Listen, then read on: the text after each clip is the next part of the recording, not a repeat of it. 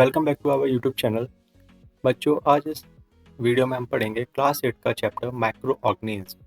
हम जानेंगे micro organism क्या होता है और इसके टाइप्स कितने होते हैं और उनकी प्रॉपर्टीज फीचर्स क्या क्या होते हैं। चलिए शुरू करते हैं। देखिए, माइक्रो माइक्रो का मतलब होता है छोटा, बहुत छोटा। ये टर्म जो है आपका बहुत छोटा डिनोट करता है। ऑर्गेनिज्म मीन्स होते हैं जीव, बहुत छोटे जीव। तो ऐसे जीव जो हम अपनी आंखों से नहीं देख सकते हैं, जिसको देखने के लिए माइक्रोस्कोप की जरूरत पड़ती है, उसे क्या बोलते हैं? Micro organism. ठीक है। ये बहुत ही छोटे होते हैं और वाइडली फाउंड, बहुत ज़्यादा पाए जाते हैं क्योंकि ये दिखते भी नहीं है। ये जो टर्म दिया था, ये टर्म कहाँ से आया? तो जब रॉबर्ट हुक एक साइंटिस्ट थे, उन्होंने सेल की डिस्कवरी की थी 1665 में। सेल, बॉडी का सबसे छोटा लिविंग पार्ट सेल कहलाता है। ठीक है। जब सेल की डिस्कवरी हो गई तो एक और साइंटिस्ट थे, एंटोन वान ल्यूवेक। ठीक है। इन्होंने डिस्कवरी की थी किसकी? माइक्रोस्कोप की। इन्होंने माइक्रोस्कोप बनाया था जिससे we can see microorganism, जिससे हम क्या देख सकते हैं? माइक्रो ऑर्गेनिज्म को देख सकते थे। उसके बाद 1857 में लुइस पास्चर, देखिए यहाँ पे फोटो दी गई है, इन्होंने एक नई साइंस की ब्रांच यानी साइंस का सब्जेक्ट फाउंड किया जिसका नाम रखा माइक्रोबायोलॉजी। ये होता क्या है? तो it is the study of micro organism. इसके इस भाग में, साइंस के इस भाग में हम जानते हैं कि आपके माइक्रो ऑर्गेनिज्म के टाइप्स, प्रॉपर्टीज क्या क्या होते हैं। तो इस मतलब सब्जेक्ट को क्या कहते हैं? Micro biology. इसीलिए लुइस पास्चर को फादर ऑफ माइक्रोबायोलॉजी भी कहा जाता है। ठीक है, इनको फादर ऑफ माइक्रोबायोलॉजी कहा जाता है क्योंकि उन्होंने बहुत सारी डिस्कवरीज की थी, वैक्सीन की, जिससे हम आज डिजीज से बच पा रहे हैं। ठीक है। एक वैक्सीन क्या होती है? तो वैक्सीन बायोलॉजिकल प्रोसेस से बनाई हुई ऐसे वीक माइक्रो ऑर्गेनिज्म होते हैं जो हमारे बॉडी में इंसर्ट किए जाते हैं हमारी इम्यूनिटी को डेवलप करने के लिए। तो उसको हम बोलते हैं vaccine, and the process is called vaccination. ठीक है। चलिए, अब हम पढ़ते हैं next topic, types of micro organism में। तो देखिए यहाँ पे 5 टाइप दिए गए हैं: bacteria, virus, algae, protozoa and fungi. Plural word है, फंगस सिंगुलर होता है। ठीक है। चलिए, तो फर्स्ट वन से स्टार्ट करते हैं हम, बैक्टीरिया। तो देखिए, बैक्टीरिया के प्रॉपर्टीज दी गई हैं यहाँ पे, फीचर्स। इनका ज़्यादातर शेप रॉड लाइक होता है, रॉड शेप होता है, इसलिए इनको रॉड शेप बैक्टीरिया भी कहा जाता है या बेसिली। ठीक है। ये यूनिसेलुलर होते हैं, यूनिसेलुलर मतलब सिंगल सेल, एक ही सेल के होते हैं। ठीक, बहुत ही छोटे होते हैं। ये कॉलोनीज में पाए जाते हैं, लाखों की कॉलोनीज में, इन अ मिलियंस नंबर ऑफ में। ठीक है। इनको हम माइक्रोस्कोप के अंदर ही देख सकते हैं। We can't see in naked eyes, eyes से हम इन्हें नहीं देख पाते हैं। ठीक है। इनका कोई वेल डिफाइंड न्यूक्लियस नहीं होता। न्यूक्लियस एक सेंटर बॉडी होती है जो सेल को क्या करती है? सेल का एक तरह से मैनेजर समझते हैं, इसको कहते हैं न्यूक्लियस। ठीक है। इसमें क्या होता है? तो राइबोसोम्स और प्लास्मिड्स। राइबोसोम्स क्या होता है? तो राइबोसोम प्रोटीन को सिंथेसाइज करता है सेल के लिए, प्रोटीन को, यानी ग्रोथ वगैरह सब कौन देखेगा? राइबोसोम्स।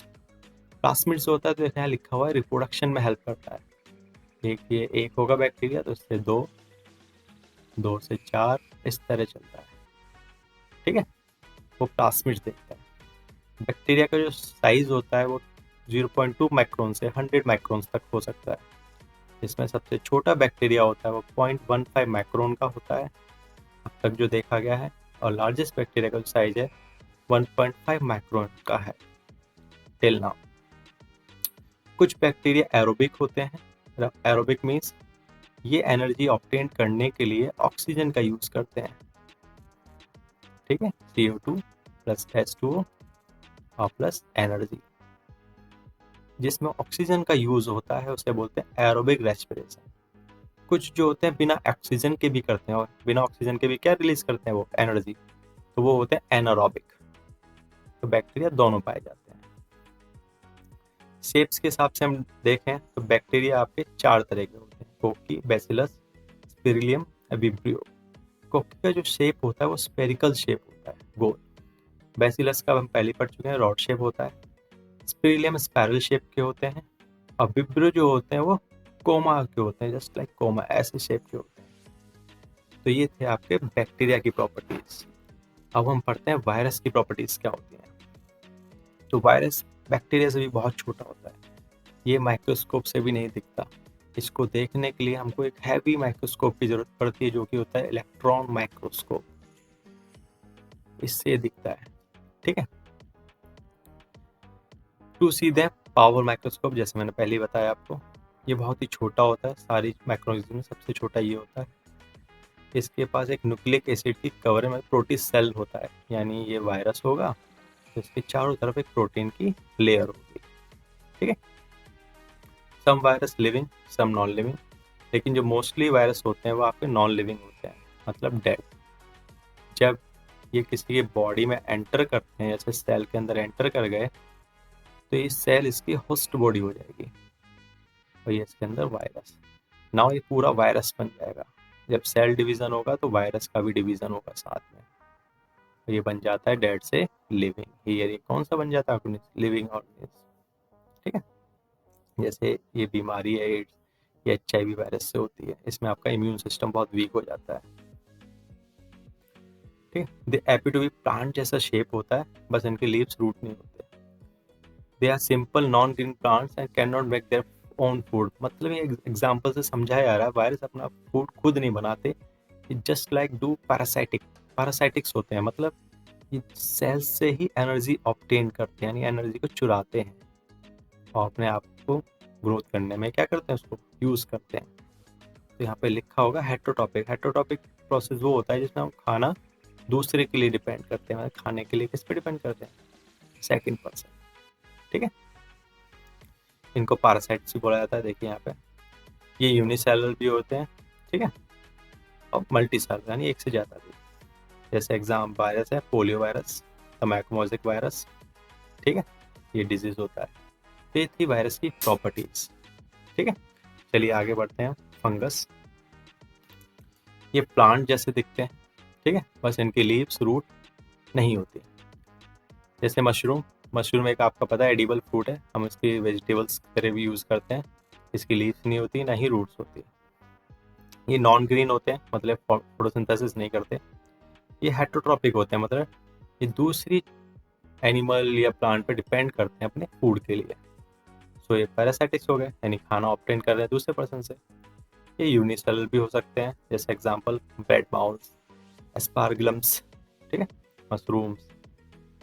चलिए नेक्स्ट वन चलते हैं, protozoa. They are unicellular in nature, ये सिंगल सेल होते हैं, ठीक है, एक सेल की बॉडी बनी होती है। ये ज़्यादातर एक्वेटिक बॉडीज में पाए जाते हैं।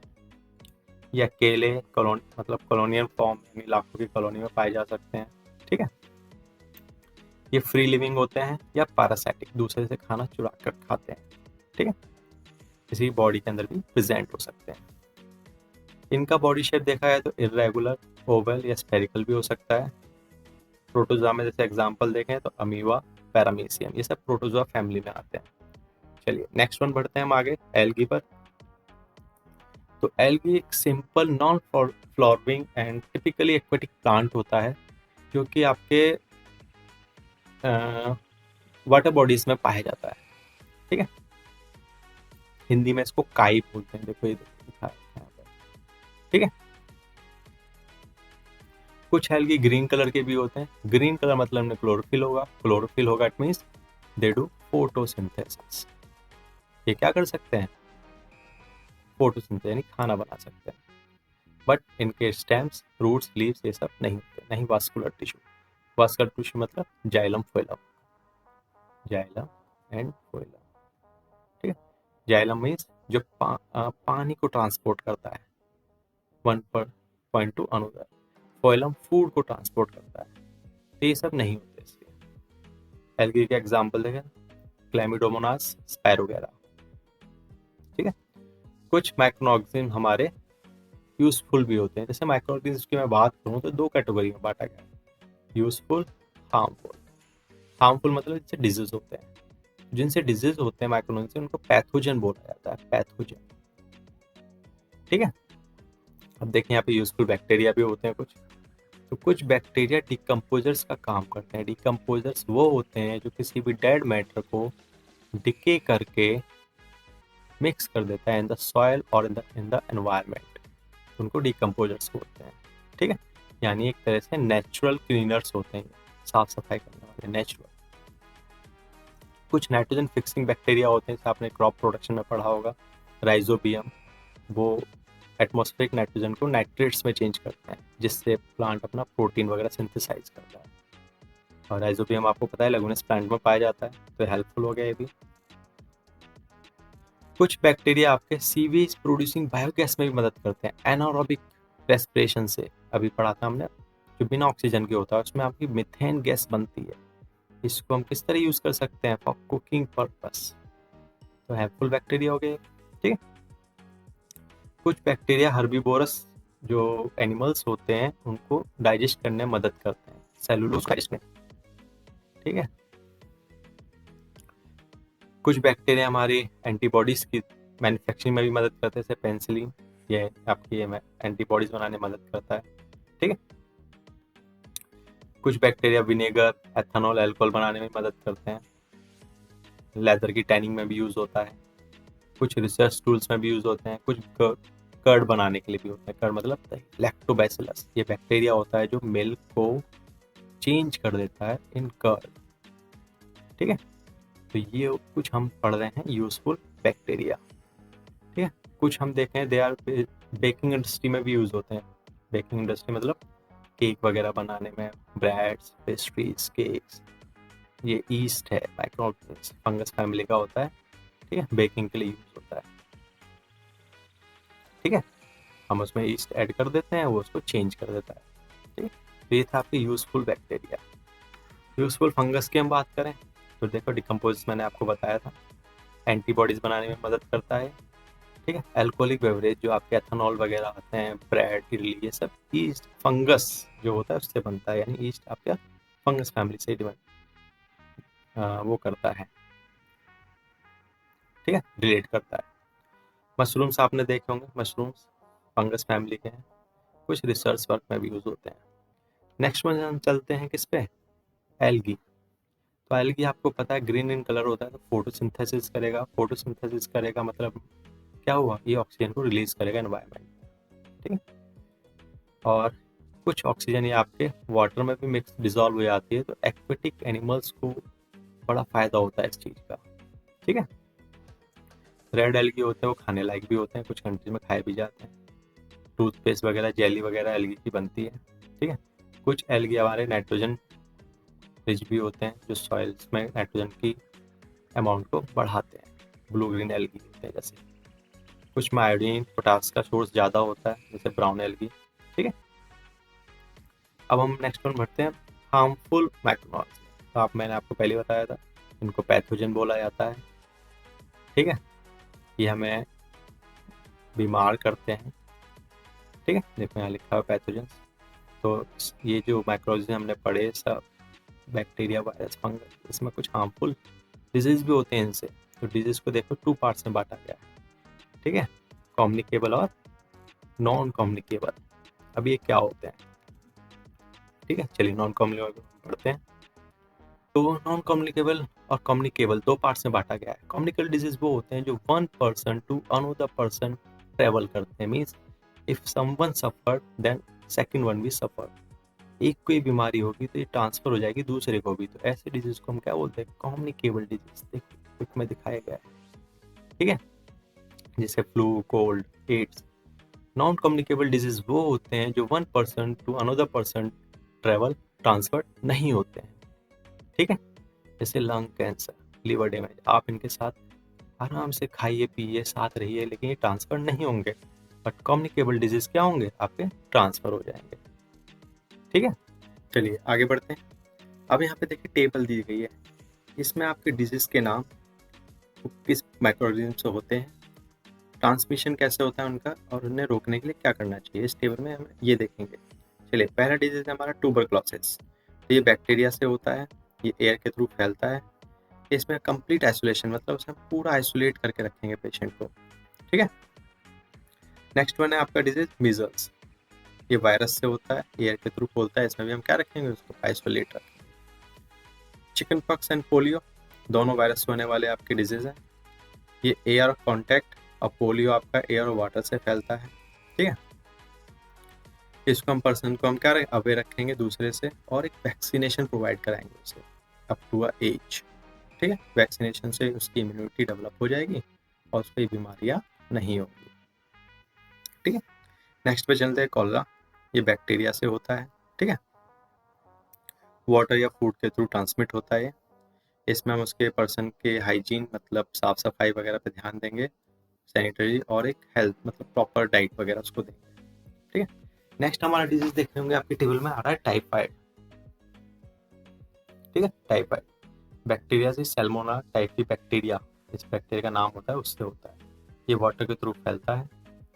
इसमें हम उसको अच्छा खाना प्रॉपरली फूड देंगे, बैलेंस डाइट है ना, और पीने के लिए पानी देंगे बॉइल्ड वाटर। ठीक है, बॉयल इसलिए क्योंकि उसके माइक्रोनिज्म डेड कर जाते हैं। With vaccination. ठीक है, हेपेटाइटिस ए वायरस से होने वाली बीमारी वाटर के थ्रू फैलती है। ठीक है, इसमें हम उसको बॉयल वाटर देंगे पीने के लिए और एक वैक्सीनेशन प्रोवाइड कराएंगे उसे। ठीक है, मलेरिया प्रोटोजोआ से होने वाली बीमारी है, मॉस्किटो से फैलती है, एनोफिल्स मॉस्किटो से फैलती है। इसे हम क्या करेंगे, मॉस्किटो नेट यूज़ करेंगे। डोर और होते हैं आपके विंडोज होते हैं। ठीक है, उसमें हम नेट यूज़ करेंगे ज़्यादा, और मॉस्किटो रिपेलेंट, जिससे आपके क्या होते हैं मॉस्किटो वगैरह भाग जाते हैं। ठीक है, कुछ हम प्लांट डिजीज भी देख लेते हैं, जैसे सेक्टस कैंकर, ये बैक्टीरिया से होता है, ये एयर के थ्रू फैलता है। ठीक है, रस्ट ऑफ वीट्स है ना, वीट की बीमारी होती है, फंगस होता है, फंगस से है ना, और ये एयर में फैलता है, एयर के थ्रू। ठीक है, येलो वाइन मोज़ेक ऑफ भिंडी वायरस से होने वाली बीमारी, ये इंसेक्ट के थ्रू फैलती है। ये प्लांट्स कुछ हो गए। चलिए नेक्स्ट टॉपिक है फूड प्रिजर्वेशन। ठीक है, फूड को प्रिजर्व करते हैं, एक्स्ट्रा फूड जो आता है तो हम उसको बचा के सेव करते हैं ना नेक्स्ट डे के लिए, उसको फूड प्रिजर्वेशन कहते हैं। तो इसके कुछ मेथड्स होते हैं, कैसे, डिहाइड्रेशन, फ्रीजिंग, इंक्रीजिंग टेम्परेचर और यूजिंग प्रिजर्वेटिव्स। डिहाइड्रेशन का मतलब होता है उससे पानी रिमूव कर देना, रिमूवल ऑफ वाटर मॉलिक्यूल्स और वाटर मॉइस्चर। तो उसको हम कैसे करते हैं, तो हम सन रेज में क्या करते हैं, सनलाइट में सुखा देते हैं। ठीक है, तो उससे वाटर रिमूव हो जाता है, क्योंकि जो आपके ऑर्गेनिज्म होते हैं वो एक मॉइस्चर में स्पीड से ग्रो करते हैं। ठीक है, हम मॉइस्चर को हटा देंगे तो वो ग्रो नहीं करेंगे। ठीक है, जैसे जिंजर वगैरह को, पोटैटो चिप्स वगैरह को, मेथी वगैरह को डिहाइड्रेट करके स्टोर किया जाता है। ठीक है, lowering temperature means, lowering temperature में हम उसको फ्रिज वगैरह में डाल देते हैं, तो इससे हमारा फूड्स क्या हो जाता है, प्रिजर्व हो जाता है। कैसे, फूड जो खराब होता है वो ऑक्सीजन से रिएक्शन करने पे खराब होता है, और टेम्परेचर अगर हाई होगा तो ये ऑक्सीजन से रिएक्शन करने का प्रोसेस भी क्या होगा, हाई होगा। तो हम क्या करते हैं, टेम्परेचर को डाउन करके इस प्रोसेस को स्लो कर देते हैं। ठीक है, जिससे आपका क्या होता है, खाना खराब नहीं होता। तो इस प्रोसेस को कहते हैं लोअरिंग टेम्परेचर। नेक्स्ट है हमारा इंक्रीजिंग टेम्परेचर। ठीक है,